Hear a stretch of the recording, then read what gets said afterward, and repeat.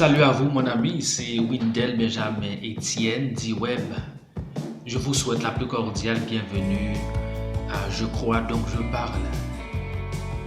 Ma joie est immense de vous apporter un nouvel épisode marquant le début d'une série sur l'histoire du christianisme. Aujourd'hui, ce que je me propose de faire, c'est de vous entretenir sur le christianisme en général, ou sur la tradition chrétienne et les raisons pour lesquelles il est important de l'étudier. Pour être honnête avec vous, la théologie historique, c'est aussi une autre façon de dire l'histoire du christianisme. La tradition chrétienne, la théologie historique, c'est un sujet qui m'a toujours fasciné car je suis convaincu que l'histoire du christianisme, elle mérite d'être étudiée à fond, sans complaisance ni préjugés, dans un contexte où le christianisme est attaqué de toutes parts.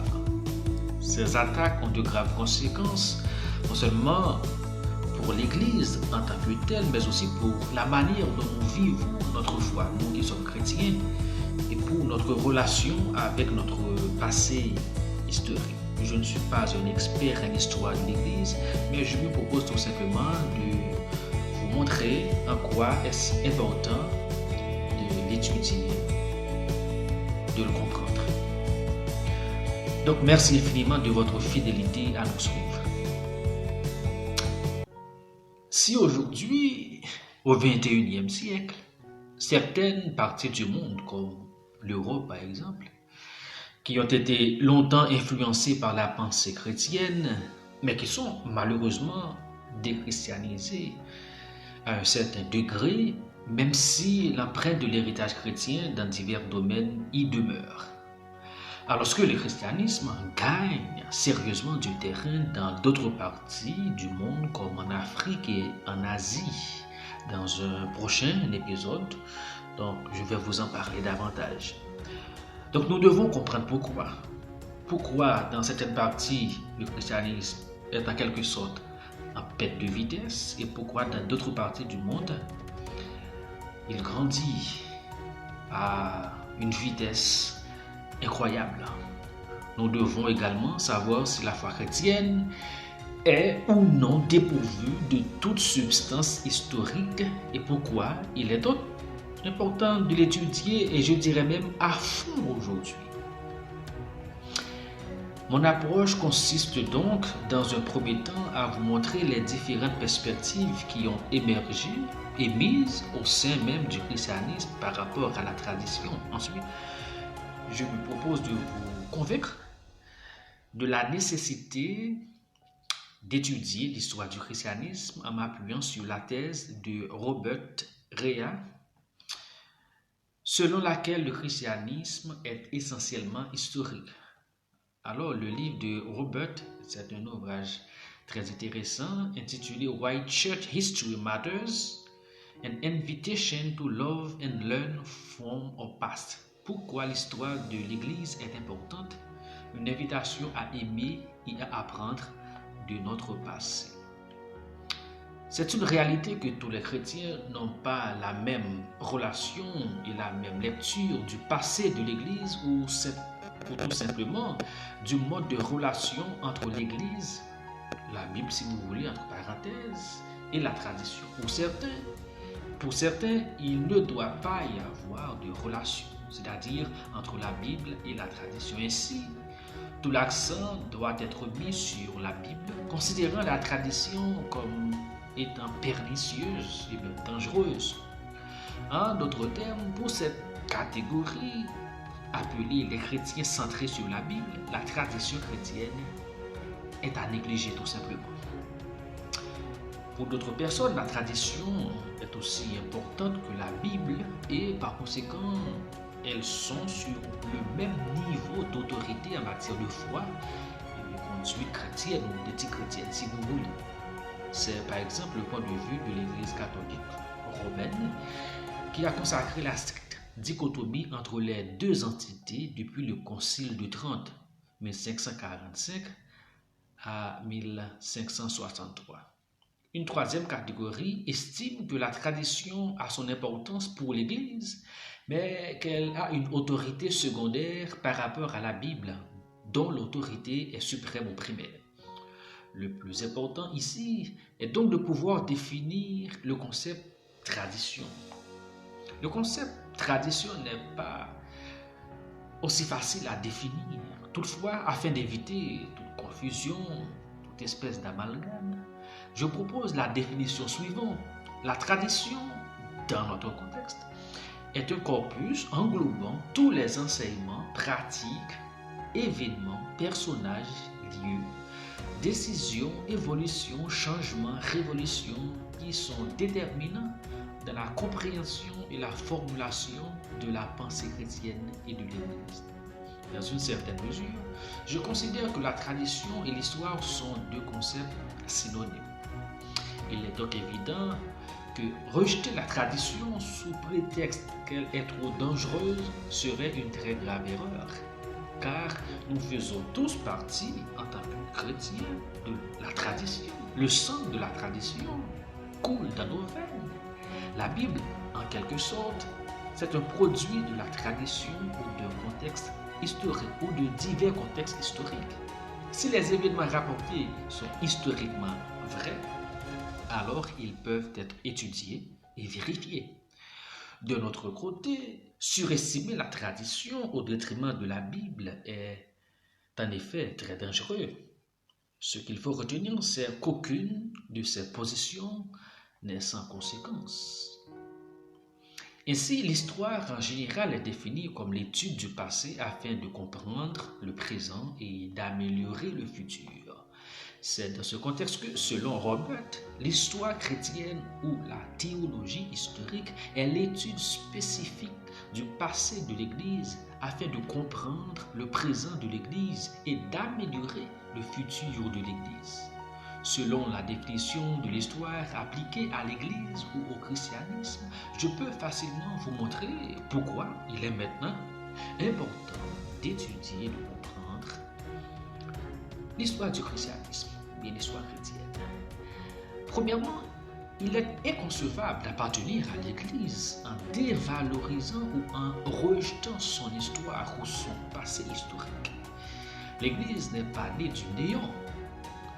Elle a une histoire qui s'enracine dans des réalités historiques.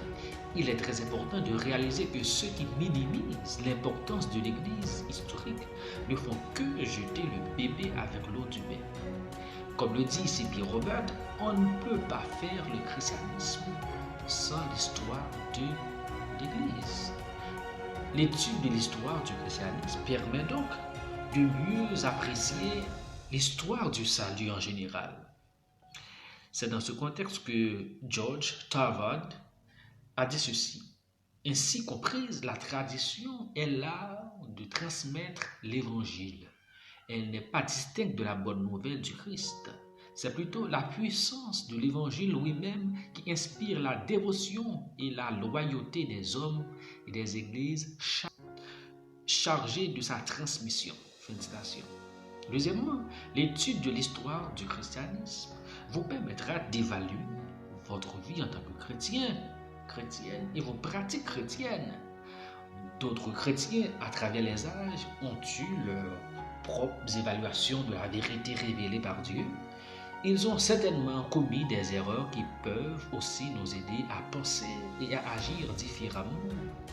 Comme le précise Jennifer, nous ne sommes pas toujours d'accord avec tout ce que nos prédécesseurs de la foi ont dit ou fait, mais nous devons essayer de comprendre pourquoi ils l'ont dit et fait.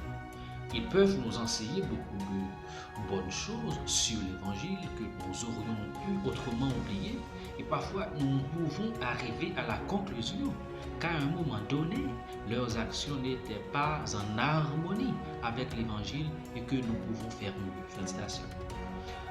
Vous pourrez donc vous référer à l'histoire de temps en temps, non seulement pour comprendre certaines décisions formulées, prises et acceptées, des faits et des événements qui se sont produits, comme les croisades organisées par l'Église catholique et toutes les conséquences très amères qui en ont découlé le contexte de la réforme protestante pour n'en nommer que ces deux événements ou faits, mais aussi pour ajuster vos croyances, vos valeurs et vos pratiques. Troisièmement, une telle étude vous permettra de mieux comprendre et apprécier les actions de Dieu à travers l'histoire de son Église. En réalité, c'est lui, l'ultime réalité, qui contrôle toutes choses, qui veille sur son Église et préserve ses valeurs.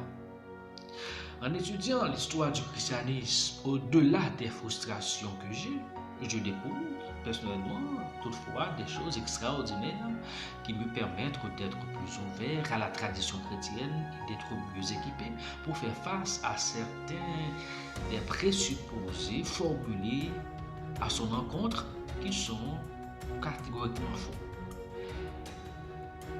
Vous savez, les temps dans lesquels nous vivons sont très périlleux. En tant que chrétiens, nous avons besoin de plonger dans les racines historiques du christianisme pour mieux comprendre certains faits, événements, points de vue, doctrines, choix éthiques complexes et surtout pour répondre aux détracteurs de la foi chrétienne avec des arguments plus ou moins solides, éclairés et imprégnés de sa riche substance historique. Ainsi, l'étude du christianisme historique vous apportera des connaissances profondes qui vous aideront à faire une évaluation plus ou moins objective. Certains épisodes de ce passé historique susciteront un sentiment de gratitude envers le Seigneur pour ce qu'il a fait à travers son peuple, et d'autres un sentiment de colère et même de révolte pour les erreurs commises.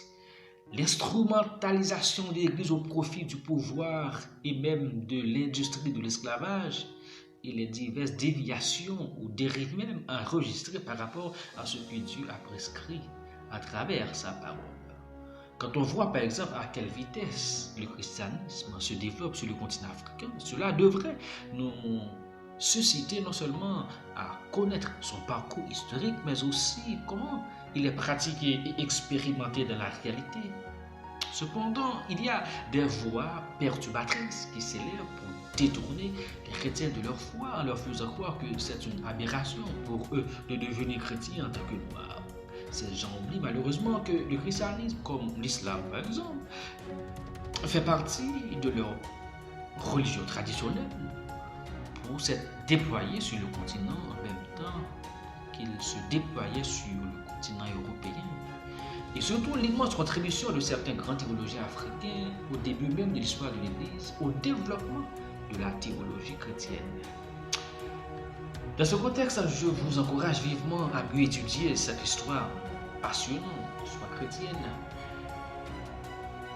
avec beaucoup de passion et fort désir d'apprendre afin de transmettre aux autres non seulement des faits historiques pertinents, mais surtout un héritage que vous et moi ne devront jamais oublier. Il faut le faire en toute objectivité et honnêteté, en acceptant les épisodes sombres et en essayant de nous projeter vers l'avenir pour un avenir meilleur.